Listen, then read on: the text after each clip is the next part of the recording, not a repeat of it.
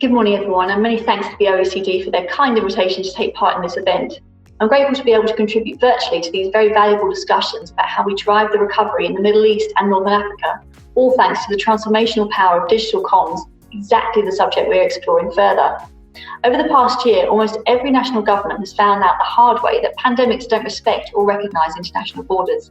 In countries around the world, millions of people have experienced the alienation of lockdowns, unable to go to work or school, to earn money or see their families.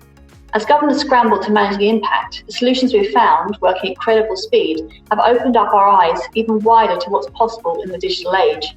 Through the power and potential of technology and data, we've been able to reliably inform, empower and serve our people. But the crisis has also put many countries' digital infrastructure to the test, as never before. So the challenge ahead of us is to find ways of working together to harness that amazing potential for the good of everyone, including the elderly, the vulnerable, and those who don't have a reliable digital connection or suitable IT equipment, while also making sure that our own government systems are a match for our ambitions. I'm going to take a couple of minutes now to discuss the UK's response, how it highlighted both strengths in our digital systems, but also some weaknesses, and then set out how we plan to become more effective and efficient in how we deliver citizens' services. Not only helping communities in the UK, but perhaps giving the lead to other countries as they look to make their own digital improvements in public sector services. In the UK, our rapid digital response to COVID-19 was the result of 10 years' worth of investment in people, governance and technology.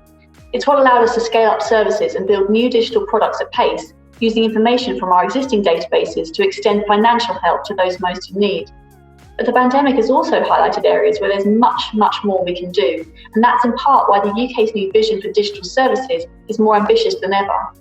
In the UK, demand for online services has boomed during the pandemic. Increasingly, and rightly, people expect to receive from their government the kind of personalised, seamless and intuitive online experience that they get by default from some of their favourite online sites, perhaps a bank, a utility company or a retailer. While it's true that some public services have made great strides in this, progress hasn't been uniform. Frustratingly for users, their journeys through the world of UK government and our public sector sites aren't always smooth. To achieve our ambitious agenda of improvements, we're focusing on three priorities: people, data and governance. Let's start with people. Always the most important part of any government policy, they must be at the centre of our plans, just as they are at the centre of our public services. Yet our systems are not always set up to reflect this. Our users can find themselves having to enter repeatedly personal data that they know the government already has in order to prove their identity and register for relevant information and services. No longer. We're creating an easier way for people to access government and public sector sites and services. The one login for government will be simple and safe to use and available to everybody. It will make it easier for people to find and access government information and services, allow users to prove their identity only once if they agree to share their data between services and departments, and which also protects people's privacy. In short, we have to take our large and complex digital estate, simplify it for the user, and ensure that individual departments within government understand their responsibility to make life easier for users within this new ecosystem. And it is going to be challenging, no doubt about it. There will have to be radical changes in how the UK government collects, uses, and manages data, which must continue to be robust, reliable and accessible. But given the pace of technological change and the prize on offer, there's no choice but to make these changes. As is the case with all governments, the data we collect and hold is rich and complex, capable of helping us design and create fantastic policy products and services for the benefit of citizens, but only when we can analyse it in the round. When it's held separately, siloed by individual organisations, it's useful only to them and we're not maximising its value.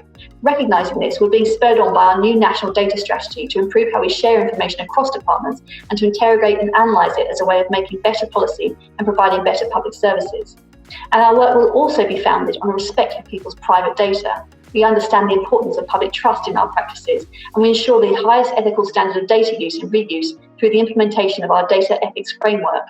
It's a tool encouraging responsible innovation in data and supports public services that understand and address any ethical considerations in their projects. We remain sensitive to users' concerns while striking a balance with the need to protect the government and, by extension, the wider public from fraud and other criminal activity. All this work must be underpinned by a strict approach to governance to ensure all government is focused and working on the same problems for the benefit of all of society. Also that as government we can adapt, coordinate, innovate and be resilient at scale. We've benefited in the UK from having a clear, simple guidance for what good service looks like and processes to ensure that all services before they go live are quality checked to ensure they're fit for purpose and meet user needs. The mandate of our government digital service to oversee digital data and technology spend, has played an important role in enforcing this. But it's not all about governance as a stick. Getting processes right helps empower teams to understand what good looks like and make data-driven decisions that put users' needs first. We've set up a new strategic body to drive our new ambitions for digital. The Central Digital and Data Office's mandate is to devise and oversee the digital strategy for government. It'll focus on functional aspects around digital data and technology, like capability controls and legacy. This will ensure the UK is well placed to share our experience of digital tech, as well as tackle the challenges of COVID and rebuilding our economy.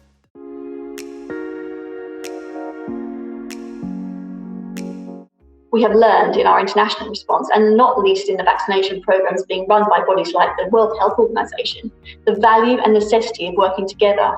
We're all stronger when we collaborate and share best practice, and that's why international opportunities like the OECD MENA Governance Forum are so particularly valuable. When it comes to digital service design and delivery, we'll face similar challenges whichever country we represent. Whether that's understanding what our users really need, making sure we connect with the vulnerable and hard-to-reach sectors of society, learning how best to harness and maximise the potential, sharing lessons learned, working collectively to design new standards so that we know what good looks like, and working in the open so that we can all benefit from other successes, and indeed mistakes, is critical. It's why GDS has an international team that works around the world, including in the Middle East and North Africa, to share knowledge and provide peer-to-peer support to help governments everywhere do digital better. The team also helps shape international standards, and we're looking at working with a range of international organisations and networks, helping drive forward the latest thinking in our field. They also work hard to enable the exchange of ideas between international governments and the UK on digital government, helping both sides learn from each other, exactly what this forum is all about. And the demand for their support is great. Over the last few years, they've provided advice to over 200 national and sub-national delegations and developed over 20 longer-term peer-to-peer technical expertise partnerships that span across the world, along with signing memorandums of understanding with over 30 digital agencies and countries. The challenges are substantial, but so are our ambition, our commitment, and our determination. And I know there is so much we can achieve in digital transformation by working together, by pooling knowledge, experience, and expertise. And for all of us, there could be no greater pride than to change people's lives for good. Once again, thank you so much for inviting me to take part, and I hope you all have a very fruitful discussion.